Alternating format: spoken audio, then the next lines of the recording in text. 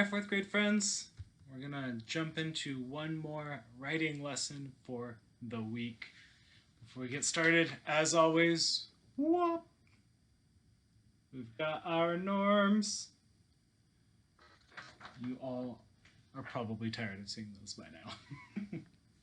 So, what I want to do today is by now we should have at least two or hopefully three pieces of informational writing that we've done that are complete. Um, but I want to do one more lesson with you guys with that third piece that you wrote earlier this week. And what I want you guys to know is that writers can use checklists to make sure their writing has everything it needs. Because at this point, we've talked about making sure that your writing has a lot of different things in it. So in your packet for this week, you have a couple things to help you out, making sure that you have everything you need in it. First one I want to look at is this. And up top it says, what makes for great informational writing? And this is kind of an overview to help you out. Make sure you got all the different parts we've talked about in our informational writing. That we've got a beginning that the writer tried to make special. We talked about how when you're starting informational writing, you can do strategies like ask a question, you can paint a picture with your words to set the stage, or you can tell a personal story that relates to you and the topic that you're writing about.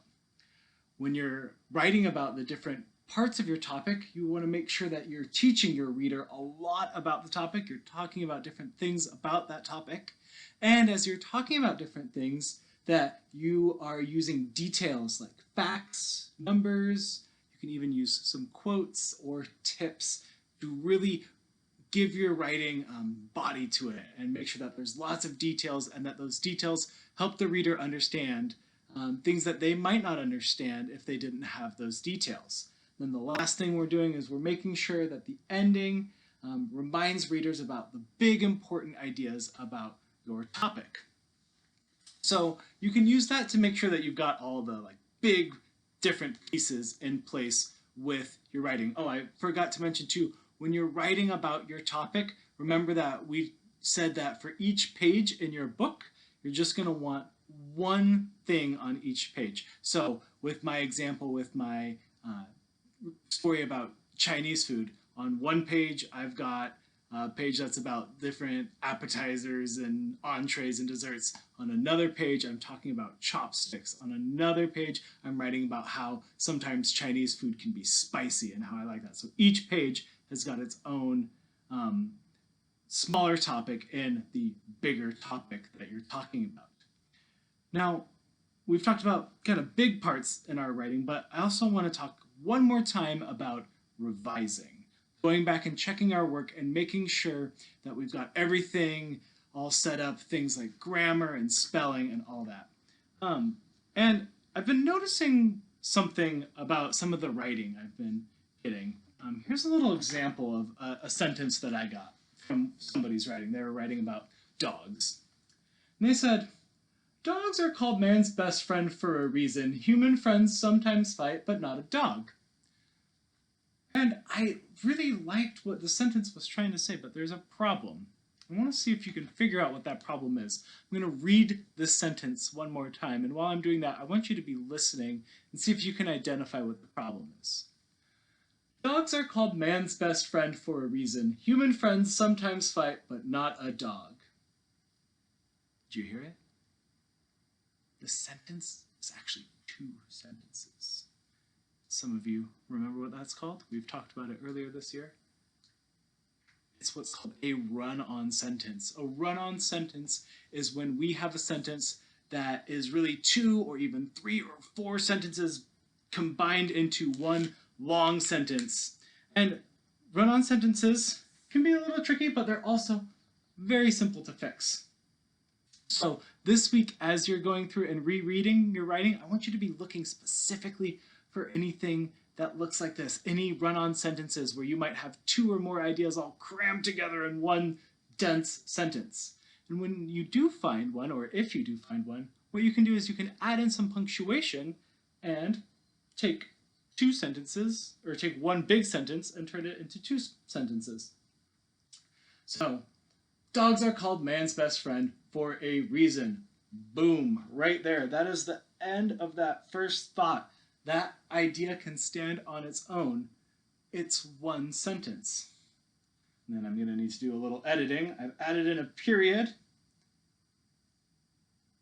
So I'll make sure that I've got a capital at the beginning of my sentence now. And human friends sometimes fight, but not a dog.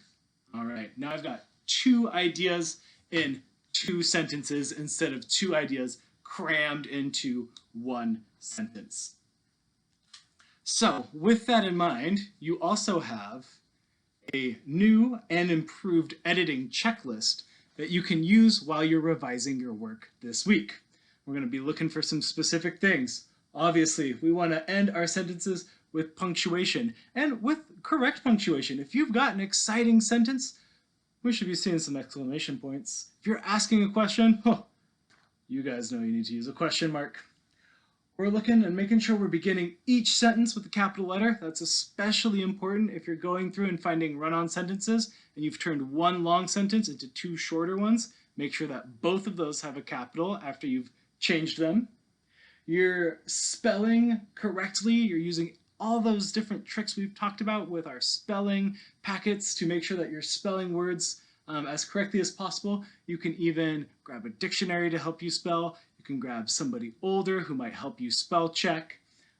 Those of you who have been typing up your writing, you've got a built-in spell check, so be using that. Make sure that others can read your writing, and this kind of has 2 ideas. First of all, if you're writing by hand, we want to make sure that our handwriting is neat enough so that it can be read. But also last week, I gave you guys a lesson on when we're writing about something that we know really well, we might say words that we know because we're talking about a subject that means a lot to us, but other people might not know. So if you're explaining something about your topic, you want to make sure that it can be read by somebody who doesn't know everything that you know. We talked about putting on glasses and looking through it with the lens of somebody reading this who has no idea about what you're writing about. And then lastly, checking for those run-on sentences and making sure that if we find those, we get those corrected and that we don't have too many ideas crammed into 1 sentence. All right, 4th grade friends, that's it for writing this week. It's been so much fun to get to see the writing that you're doing. I've been reading papers on everything from how to cook eggs different ways to the different Marvel movies to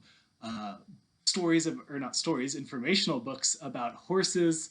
And it's been a lot of fun for me to read your different ideas. Next week, Miss Schaefer is going to start giving these lessons. And also next week, we're going to be challenging you to share in your book clubs some of the finished writing that you've done. So make sure when you come to your book club, you have got some finished writing that you are excited about sharing with others. All right, we'll see you next time, 4th grade friends.